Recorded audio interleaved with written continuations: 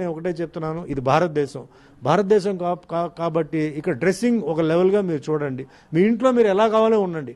బయటకు వచ్చినప్పుడు మీరు చాలా అంటే సెక్సీగా ఆ విధంగా డ్రెస్ చేసుకుని వస్తే మిమ్మల్ని కాపాడడానికి చట్టం లేదు. ఇక్కడ ఫారిన్లో చట్టం ఉంది. మీరు ఏం వేసుకున్నా అక్కడ చట్టం ఉంది. జనాలు ఏమో చెప్పరు. ఇలా చెప్పడానికి వాళ్ళకి ఫ్రీడమ్ ఉంది.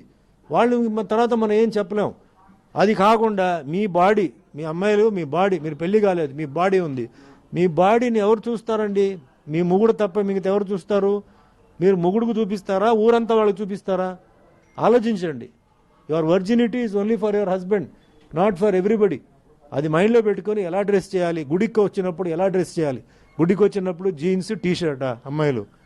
అక్కడ చూరిదారు వేసుకొని రాకూడదా?